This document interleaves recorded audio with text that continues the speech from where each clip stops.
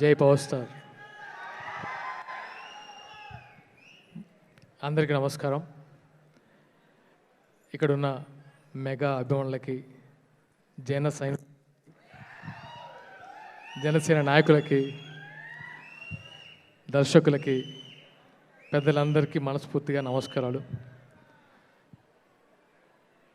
ముందుగా అన్నయ్యకి జన్మదిన శుభాకాంక్షలతో మొదలు పెడుతూ, చిరంజీవి గారి గురించి చెప్పాలంటే నాకైతే ఆ ఎక్స్పీరియన్స్ అర్హత ఉందని అనుకోవట్లేదు. ఆయన గురించి మాట్లాడడానికి అందరు చెప్పారు, ఎంత చెప్పినా ఆయన గురించి తక్కువే అన్న అభిప్రాయం.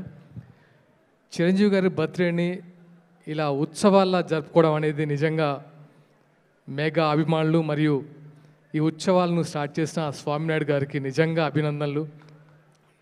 అంటే ఒక ఆల్మోస్ట్ 1 month నుంచి ఎక్కడికి వెళ్ళినా చిరంజీవి గారి బర్త్డే సందర్భంగా ఈ బ్లడ్ బ్యాంక్ స్టార్ట్ చేస్తాం, ఐ బ్యాంక్ స్టార్ట్ చేస్తాం, ఈ సేవా కార్యక్రమాలు స్టార్ట్ చేస్తాం, అరుణాచలం గిరి ప్రదర్శన స్టార్ట్ చేస్తాం. ఇవి తప్ప అంటే ఒక 1 month నుంచి నాకు ఇది మాత్రం వినబడుతుంది.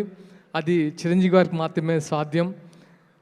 నాకు అంటే చిరంజీవి గారి గురించి నేను ఏం చెప్పలేను, కానీ నా ఎక్స్పీరియన్స్ చెప్తాను.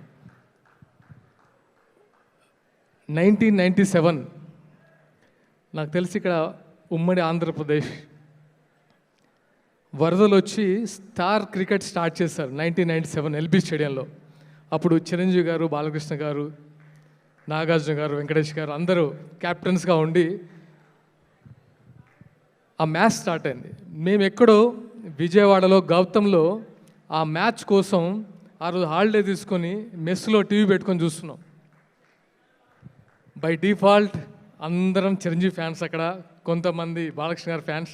అంటే ఇక్కడ ఏ ఫ్యాన్స్ గురించి నేను యాడ్ చేయడానికి చెప్పట్లేదు, ఇన్సిడెంట్ చెప్తున్నాను అంతే. మేము తెలంగాణ నుంచి వెళ్ళాము. అక్కడ వెళ్ళిన తర్వాత టీవీ పెట్టుకొని కూర్చున్నాం. చిరంజీవి గారు బ్యాట్ పట్టుకున్నారు. మాకు టెన్షన్ స్టార్ట్ అయింది, ఇప్పుడు 6 వెళ్తుందా 4 వెళ్తుందా అని. ఆయన స్పోర్టివ్గా ఆడుతున్నారు కాబట్టి ఆ ఫస్ట్ బాల్కి అవుట్ అయిపోయారు. ఆల్మోస్ట్ నా లైఫ్లో అలాంటి దుమ్మిని ఎప్పుడు చూడలేదు. 500 మంది కొట్టుకున్నారు. అంటే ఆయన అవుట్ అయినందుకు ఆయన ఓటమిని భరించలేక టీవీ బద్దలు కొట్టి ఆల్మోస్ట్ స్టాబింగ్స్ అయినాయి, ఇంక్లూడింగ్ మీ. ఆ తర్వాత మమ్మల్ని సస్పెండ్ చేశారు. ఇంటికి వెళ్ళాం.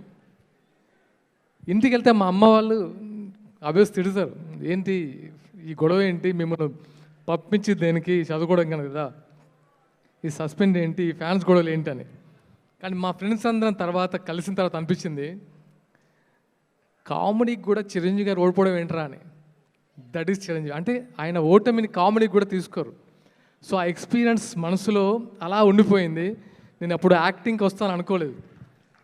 తర్వాత అనుకోకుండానే యాక్టింగ్ అంటే ఈ ఫీల్డ్కి వచ్చాను.